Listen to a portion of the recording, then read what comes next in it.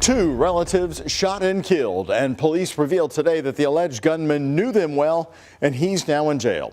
Hello, everybody, and thank you for staying up late with us here tonight on the Night Team. I'm Doug Proffitt. Facing 2 counts of murder tonight, we looked at his past record. WHAS11 Night Team's Taylor Woods and photojournalist Elijah McKenzie found this isn't his first time that he's been charged with murder. This is the scene that shocked a South Louisville neighborhood. Just before 4 a.m., Louisville Metro Police responded to Douglas Park Apartments near Southside Drive, where 2 men were shot and killed inside an apartment complex. Kentucky Representative Jared Bauman of Southwest Jefferson County has proposed legislation under the Safer Kentucky Act ahead of the 2024 General Assembly. It would keep repeat offenders like Rodriguez off the streets. It's laser focused on violent crime and very experienced criminals. In arrest documents, police say 40-year-old Ricardo Jr. Rodriguez was found standing near the entrance of the apartment. Detectives say he admitted to killing the 2 men, his own father and son. Yeah, this is an absolutely terrible, tragic incident, and my heart goes out to the family and the friends that are impacted. Rodriguez is being held here at Metro Corrections on several charges, including 2 counts of murder and possession of a handgun as a prohibited person. We learned today this isn't the first time he's charged with murder.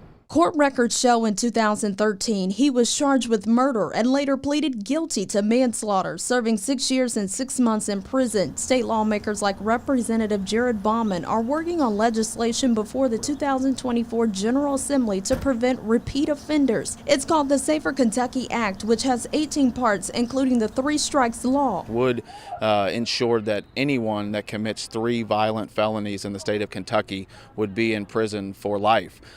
So they will not be released at any time. They will not leave prison alive. This legislation is a proposal that is still being drafted. Off camera, one neighbor says Rodriguez's behavior was always suspicious and the family had just moved in over a month ago. She's happy police caught him, and now she hopes he serves several years behind bars. Bauman says this proposal is needed now more than ever. Kentuckians do not want violent criminals in their neighborhoods. They don't want them in their communities. And so we need to pass good policy that protects the citizens of the Commonwealth from violent, experienced criminals. Rodriguez will be arraigned on the new charges on Tuesday. In Louisville, Taylor Woods, WHAS 11 Night Team on your side. Just days before Brooks Houck in Bardstown is expected to appear in court this week, charged in the death of Crystal Rogers, his attorney is asking that his huge bond of $10 million now be reduced. Houck was Rogers' boyfriend at the time of her 2015 disappearance. Kentucky State Police and the FBI right here arrested Houck last Wednesday on charges of complicity to murder and tampering with evidence. A judge then set his bond at $10 million. In a motion filed today, his attorney, Brian Butler, asked that the bond now be lowered to $500,000, $500,000. He writes the current bond is unprecedented, but also unconstitutional. The motion argues that Houck complied with law enforcement and has no criminal convictions. In addition, for the bond reduction, Butler asked that Houck be put on home incarceration if that bond would be posted. Houck will be arraigned in Nelson County this Thursday. New tonight on the Night Team, a man in southern Indiana pleading guilty to a gruesome murder in 2021. Clark County, Indiana prosecutor Jeremy Moll tells us that Brian Montez Williams pleaded guilty to murder in the death of Melody Gambetti. This happened during a hearing this afternoon. Police found Gambetti decapitated in her Clarksville apartment while responding to a fire in July of 2021. Investigators previously said they believe the murder was part of a botched robbery or a home invasion. Williams' sentencing is scheduled for December the 11th. Also, just in new tonight, the Louisville Metro Council member representing downtown Louisville and surrounding neighborhoods says he won't be seeking another term on the council. Jakori Arthur made the announcement in his district newsletter. He was first elected to represent District 4 in 2020 and recently changed his party affiliation from Democrat to Independent. In the newsletter, Arthur says he's going to focus on community organizing.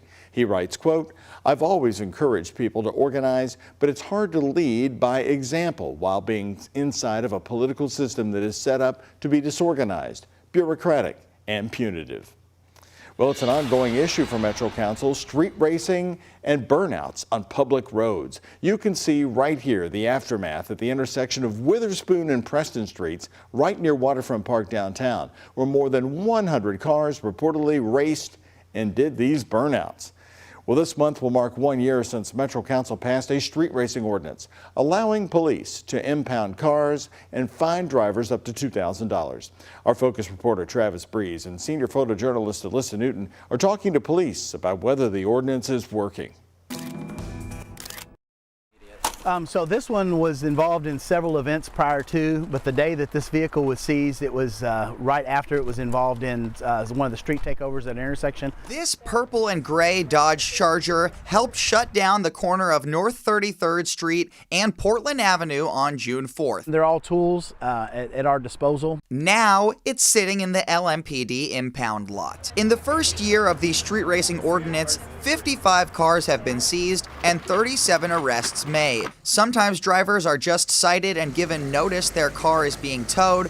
However, more dangerous events could lead to more charges. Since the city and police only started tracking street racing a year ago, Sergeant Ron Fay couldn't definitively say the number of actual events has gone down. Do you have any numbers that can prove that the situation did get better this year with the passage of the ordinance? So prevention is very difficult to put a number on prevention. One thing that we can definitely show is the direction it was going in prior to this ordinance coming out, and then once that tool was made available, it has cut that significantly down. Metro Councilor Donna Purvis, who represents the Portland neighborhood, says her constituents wanted action and they are seeing results. Well, we are seeing a decrease. Unfortunately, our decrease has been moved to other regions like Cincinnati, Indianapolis. So the bad players know that we are here and that we are applying the law. 4 people have died in street racing events this year, and they hope when everyone realizes the financial penalties as well, it will cease. Don't come here think you're going to come here and do what you want to do. You better have deep pockets. In Louisville, with senior photojournalist Alyssa Newton, Travis Breeze, WHAS 11 on your side. And tomorrow at 6, our reporting on this continues during a special Focus investigation. You'll hear from community members about whether they feel the ordinance is working, plus see the exclusive video of a street show that took over a parking lot near Slugger Field just 2 weeks ago. Again, that's tomorrow night at 6 on WHAS 11 News. Police in St. Matthews say a 13-year-old's death led them to arrest Jamarcus Glover. He was the man at the center of the investigation that led to Briana Taylor's death during that raid. Major Eddie Jones of St. Matthews tells us the girl died of a fentanyl overdose at a home in St. Matthews in April. Over the course of several months, police conducted search warrants at that home and one on Taylor Boulevard in the South End. In court documents, investigators say Glover and 2 others were trafficking drugs out of the Taylor Boulevard home. Had information that he was here in town and selling narcotics, and you know, we did I think a very thorough investigation and was able to charge him. At that same time, Briana Taylor's apartment was. Glover was the target of a narcotic investigation that led officers to raid Briana Taylor's apartment in March of 2020. He's now facing several drug charges. After the transportation disaster on the first day of school for JCPS in August, school board members called for changes at the top. Today, we learned that the man who oversaw the transportation plan was quietly removed from the position. A district spokesperson says Chief Operations Officer Chris Perkins accepted a reassignment. He's seen right here in this video from August 23rd, talking about efforts to get transportation back on track. Perkins held the job since 2020. JCPS posted this morning that Dr. Rob Folk was taking over as interim operations chief while they find a replacement. He most recently worked as the assistant superintendent of middle schools for JCPS. New tonight on the night team, the community is rallying around a Metro police officer who was shot and badly injured in the line of duty. Boom Ba's Pizza donated 20% of all sales at its 4 local locations to Officer Brandon Haley and his family tonight. Officer Haley was shot last month while on a traffic stop in West Louisville. He's now home and continuing his recovery. Kate Craw, the manager at the Westport Village location, told us the idea for the fundraiser actually stemmed from a recent visit by Haley's family. His family had gone to eat at our J-Town location recently, and one of our owners was there, and they got to talking, and you know, our owners are very kind, giving people, so they really wanted to help out, and so came up with this sort of idea to help them out. And Cruz told us that they had a much busier than normal Monday lunch and expected a busy dinner shift as well.